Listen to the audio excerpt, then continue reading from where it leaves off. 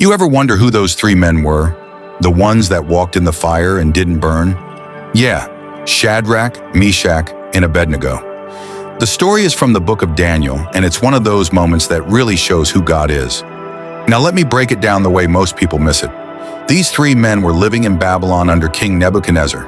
The king built this giant golden image and said everyone must bow down to it when they hear the music.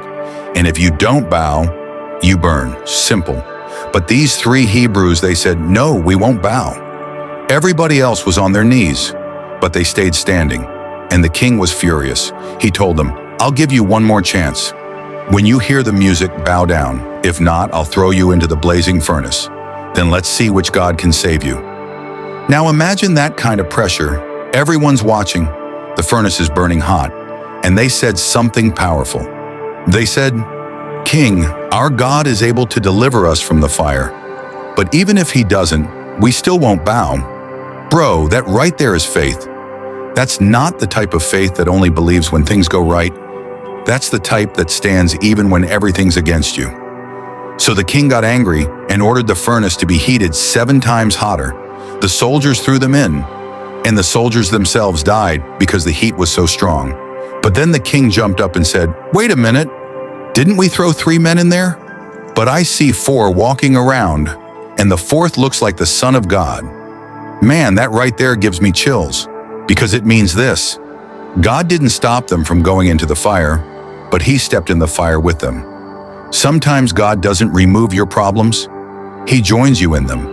And that's when you realize the fire was never meant to destroy you. It was meant to reveal who's walking with you. Now let's bring that to our world right now.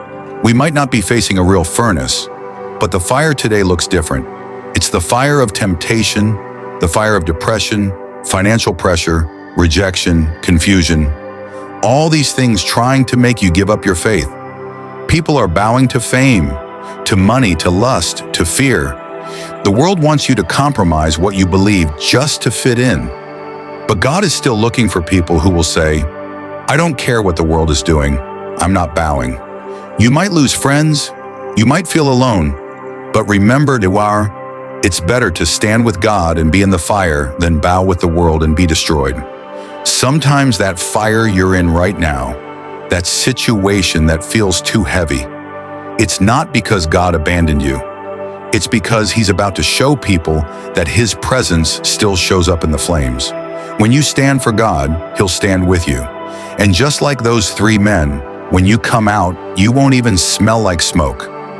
People will look at you and wonder, how did you make it through that? And you'll say, it wasn't me. It was the one walking beside me. Daniel 3, verse 25. Look, I see 4 men walking around in the fire, unbound and unharmed, and the 4th looks like a son of the gods. That's your reminder. You are not alone in your fire. The Son of God still walks with those who trust him. Isaiah 43, verse 2. When you walk through the fire, you will not be burned. The flames will not set you ablaze. See, God didn't say if you walk through fire, he said when.